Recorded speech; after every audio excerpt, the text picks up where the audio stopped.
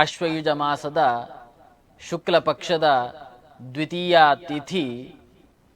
ಇಂದು ವಿಶೇಷವಾಗಿ ಬ್ರಹ್ಮಚಾರಿಣಿಯನ್ನು ಆರಾಧನೆ ಮಾಡುವಂಥದ್ದು. ಸಾತ್ವಿಕವಾಗಿರುವಂತಹ ಒಂದು ರೂಪ ಬ್ರಹ್ಮಚಾರಿಣಿ ಅಂತ. ಇದಕ್ಕೆ ಇನ್ನೊಂದು ಹೆಸರಿದೆ, ಇದೇ ರೂಪಕ್ಕೆ ದೇವಿಯ ತಪಶ್ಚಾರಿಣಿ ಅಂತ.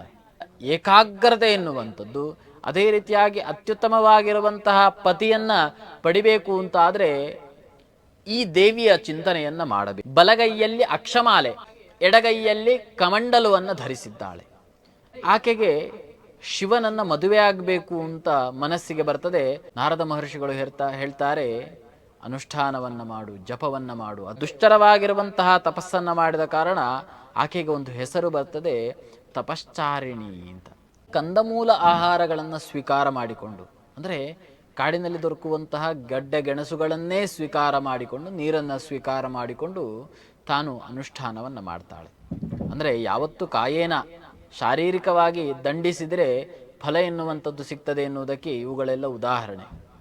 ಹಾಗೆ ಮುಂದೆ ಕಂದಮೂಲಗಳನ್ನು ಸ್ವೀಕಾರ ಮಾಡಿ ಒಂದನೇ ವ್ರತವನ್ನು ಮಾಡ್ತಾಳೆ. ಅದಾದ ಬಳಿಕ ಕೇವಲ ಎಲೆಗಳನ್ನು ಮಾತ್ರ ಸ್ವೀಕಾರ ಮಾಡಿಕೊಂಡು ಆಕೆ ತಾನು ವ್ರತವನ್ನು ಮಾಡ್ತಾಳೆ. ಎಲೆಗಳಿಗೆ ಸಂಸ್ಕೃತದಲ್ಲಿ ಹೇಳುವಂಥದ್ದು ಪರ್ಣ ಅಂತ. ಪರ್ಣಗಳನ್ನು ತ್ಯಾಗ ಮಾಡ್ತಾಳೆ.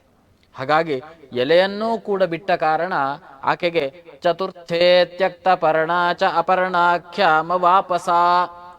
ಅಪರ್ಣ ಎನ್ನುವಂತಹ ಹೆಸರಿನಿಂದ ಜಗತ್ತಿನಲ್ಲಿ ಗುರುತಿಸಲ್ಪಡುತ್ತಾಳೆ. ಕೃಶವಾಗಿರುವಂತಹ ದೇಹವನ್ನ ಹೊಂದುತ್ತಾಳೆ. ಮಾತ್ರ ನಿಷಿದ್ಧ ತಪಸ ಯದಾಸ ಯಯಾಮುಮಾಖ್ಯಾ ಭವಭಕ್ತಿ ಭಾವಿನಿ. ಆಕೆಯ ತಾಯಿಯಾಗಿರುವಂತಹ ಮೇನೆ ಹೇಳ್ತಾಳೆ, ಉಮಾ ಎನ್ನುವುದಾಗಿ ಹೇಳ್ತಾಳೆ.